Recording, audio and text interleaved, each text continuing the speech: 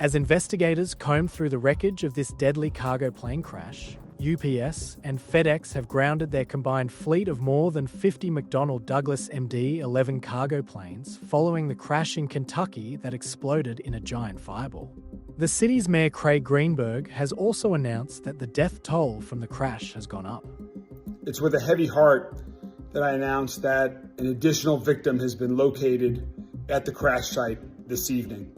That brings the total number of known victims to 14. We pray for each of the victims' families and pray that no additional victims are lost as our first responders continue to search and seek answers that we all are looking for.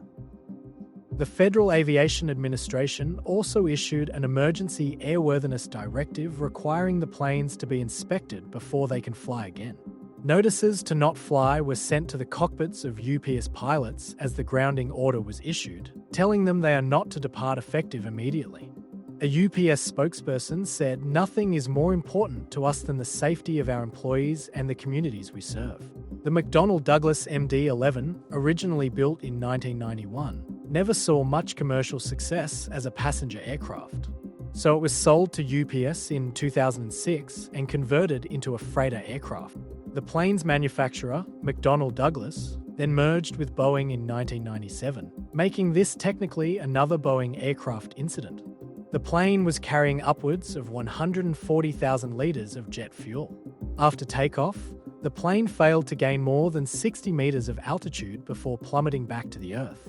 As the plane descended, it rolled to the left, striking the UPS facility and the petroleum recycling plant immediately after the accident. Authorities implemented a shelter-in-place order for the 8 kilometres around the accident site. As the plane thundered down the runway, 2 key speed indicators need to be addressed before takeoff can happen. The first is the stage of V1. V1 is the takeoff decision speed, not a fixed speed, but a critical speed that varies for each takeoff. It is the maximum speed at which a pilot can safely abort the flight. The next is VR or rotation speed. This is the speed at which a pilot begins to pull back on the controls to pitch the nose of the aircraft up, initiating the takeoff.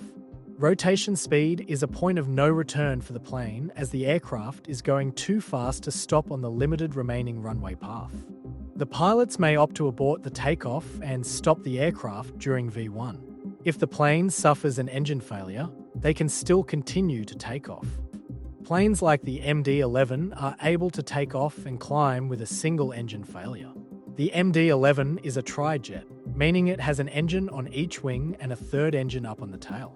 So far, we know the plane's left engine caught fire during takeoff, and there is photo evidence showing that the entire left turbine engine detached before takeoff, meaning the actual engine was not on fire, but that it was ignited jet fuel spewing out the left side of the aircraft.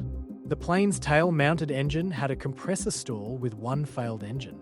However, it would have still climbed away, although it may have struggled. But with 2 failed engines, the plane was doomed. But that still begs the question, what happened to those engines? It could have kicked up debris into the tail-mounted engine, causing it to fail as well. For now, the left engine that strangely fell off the aircraft will need to be further investigated as to why.